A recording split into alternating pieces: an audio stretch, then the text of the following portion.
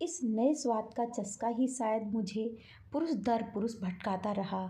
न मालूम मुझ में ऐसी क्या खूबी थी कि जिस भी पुरुष पर मैं नज़रें टिका देती वह मुझे पाने के लिए मचल उठता था। यौन क्रीड़ा से भी अधिक आनंद छू छाने या सहलाने से मुझे मिलता। नमस्कार दोस्तों, आपका बहुत बहुत स्वागत है मेरे YouTube चैनल पर। आज सुनेंगे बेहद ही लुभावनी कहानी आपको बहुत अच्छी लगेगी। ये बात उन दिनों की है जब मैं BA फाइनल ईयर में थी। मम्मी पापा को छोड़कर वेदांत अंकल के साथ रहने ही लगी थी। महीने 2 महीने में वह इधर का एक चक्कर लगाती और मुझसे मिलकर चली जाती। जहाँ तक मैं जानती थी मम्मी पापा में अलगाव का कारण सेक्स ही था। पापा से रवीना उम्र में बहुत ही छोटी थी। वह शादी कर किसी दूसरे शहर में चली गई थी। पापा को इस मामले में करारी मात मिली थी। इस दौरान मुझे जो भी युवक अच्छा लगा था मैंने उसे छोड़ा नहीं था। अब तक मैं सैकड़ों पुरुषों से यौन संबंध बना चुकी थी, लेकिन उस युवक और देवगन को मैं आज तक भुला नहीं पाई थी।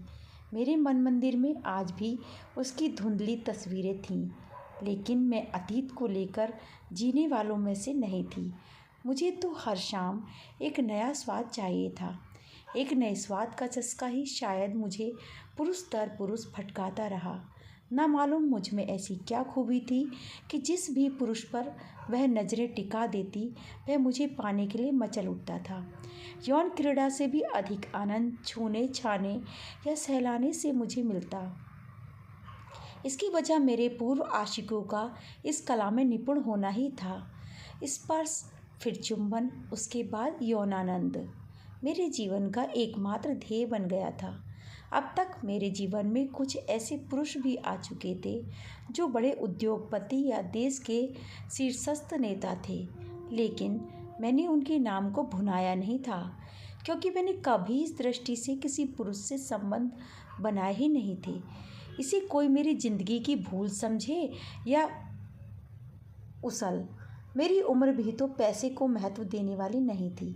खाने पीने या घूमने फिरने में जो पुरुष मेरे साथ होता वह खर्च करता ही था।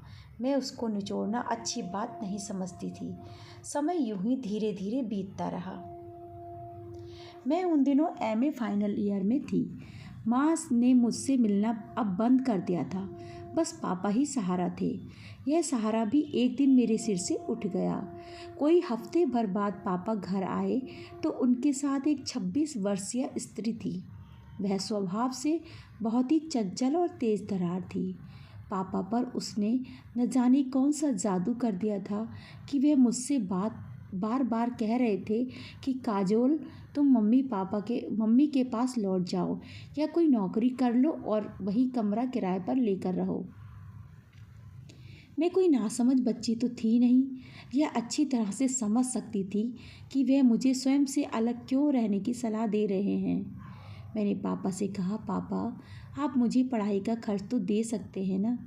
अरे वाह, तुम अपनी माँ की भी तो बेटी हो, जाकर उससे ही पढ़ाई का खर्च मांगो। मैं तुम्हें अब फूटी कौड़ी भी नहीं देने वाला। पापा के यह कहते ही मैं एकदम लाचार और बेबस हो गई। ब्रीफकेस में अपना सारा सामान भरकर मम्मी से आकर मिली। वह पापा से भी कहीं अधिक निष्ठुर और निर्मम निकली। उसने कहा, तुम इतनी बड़ी हो गई हो, अपनी व्यवस्था भी नहीं कर सकती। तुम खूबसूरत हो, जवान हो और पढ़ी लिखी हो। क्या तुम्हें पुरुषों से पैसा ऐंठना नहीं आता? मैं तुम्हारी कोई मदद नहीं कर सकती। यह सुनकर मुझे गहरा धक्का लगा। अब मैं क्या करूं? कुछ समझ में भी नहीं आ रहा था। कुछ सोचकर मैं देवगन से मिली और उसके घर आई तो पता चला वह और माधुरी दोनों ही जबलपुर में रहकर आगे की पढ़ाई कर रहे हैं। यहाँ छुट्टियों में ही आते हैं। मैं माधुरी के घर से वापस आई तो मम्मी पापा पर बहुत गुस्सा आया। वे दोनों अपने तरीके से जी रहे हैं तो जिएं, लेकिन उन्हें मेरे साथ भी तो न्याय करना चाहिए था। क्या उन्हें यह पता नहीं कि लड़की के लिए अकेले जीना कितना मुश्किल होता है? मैं वहाँ से सीधे कॉलेज आई। अब पढ़ने का तो कोई सवाल ही नहीं था। मैं प्रोफेसर मनोहर से मिलना चाहती थी।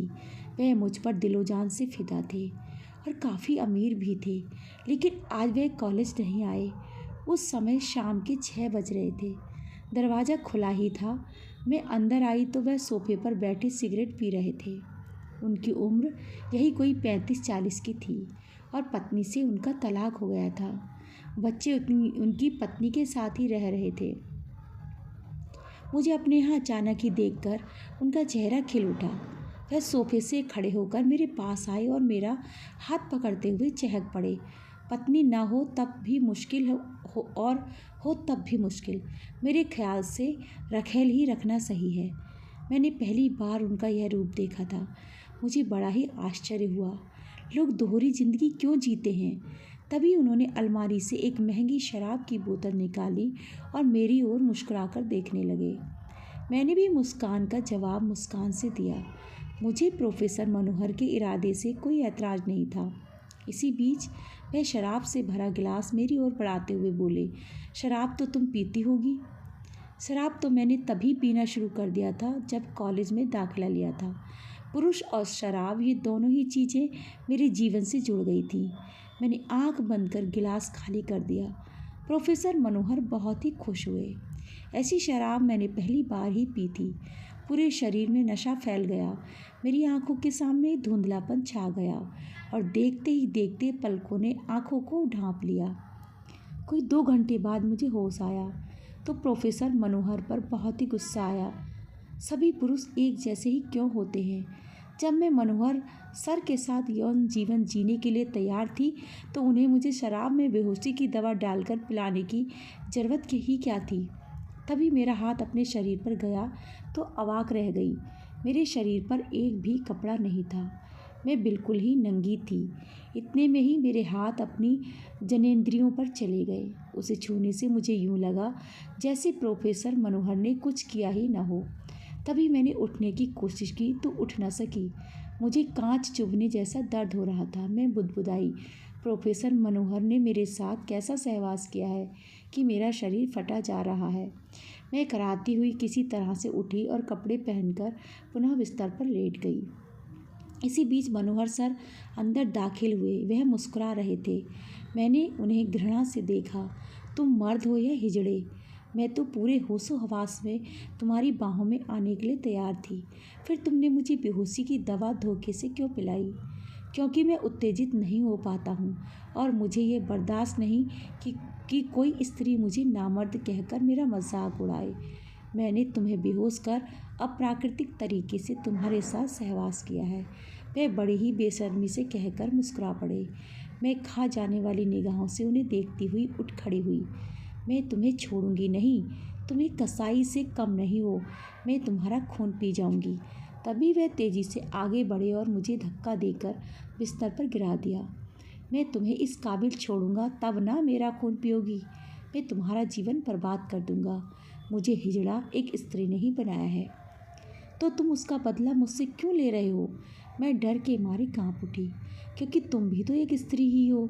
मुझे हर स्त्री में वही नजर आती है। मैं तुम्हें बेहोश कर करके मार डालूंगा। तुमसे पहले मैं कॉलेज की 2 लड़कियों को ऐसे ही मार चुका हूँ। यह कहकर मनोहर सर पागलों की तरह अपना सिर खुजलाने लगे और अचानक ही मुझे गुदगुदाने लगे। मैं हंसते हंसते बेहोश हो गई। मैंने एक ऐसे यौन रोगी के चक्कर में आ गई थी जो दिमागी रूप से बिल्कुल पागल था। जब पागलपन का दौर उसे पड़ता तो वह कुछ भी नहीं देखता था। मैं हैरान थी, ये कैसा आदमी है जो रात में शैतान बन जाता है और दिन में कॉलेज में जाकर बच्चों को पढ़ाता है। उस समय तो वह एक संवेदनशील इंसान लगता है। इस तरह 2 हफ्ते बीत गए। मैं उसके पागलपन से काफ़ी परेशान रहने लगी थी।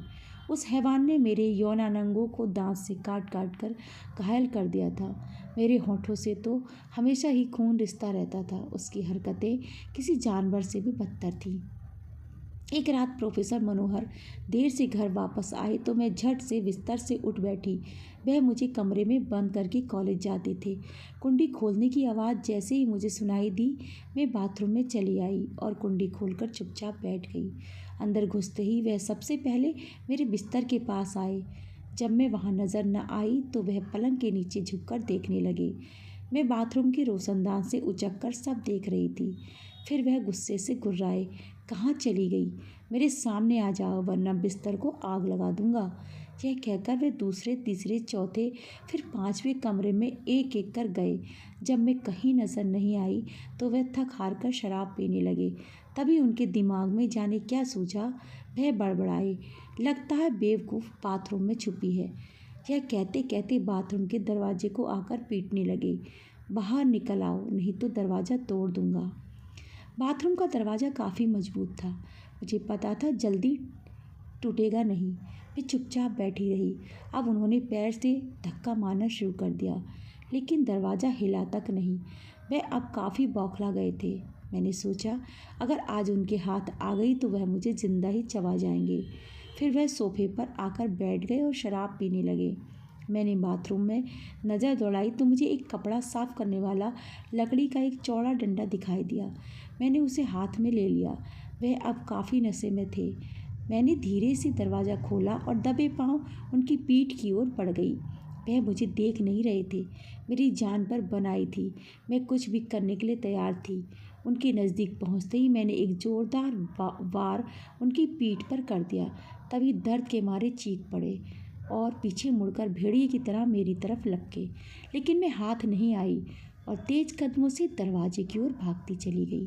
वह नशे में भी थे और घायल भी हो चुके थे। दौड़ने में मेरा मुकाबला नहीं कर सके।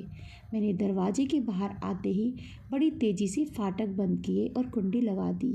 वे दरवाज़ा पीटते और चीखते रहे, लेकिन मैंने पीछे मुड़कर नहीं देखा। जान बची, लाखों पाए। उस समय यही कोई रात के 3 बज रहे थे। सुबह जल्दी काम पर जाने वाले बिस्तर से उठ गए थे। पास के मकानों से बोलने की आवाज़ें सुनाई दे रही थी। मैं तेज़ तेज़ कदमों से चलकर सड़क पर आ गई। मेरी मनः स्थिति बहुत ही खराब थी। मेरी सोचने की शक्ति भी अब क्षीण हो गई थी। मैं पहले वाली काजोल भी नहीं थी। इन कुछ हफ्तों में मेरा पूरा जिस्म ही बदल गया था। मैं दुविधापूर्ण स्थिति में जाने कब तक खड़ी रही, फिर कुछ सोचते हुए आगे बढ़ गई।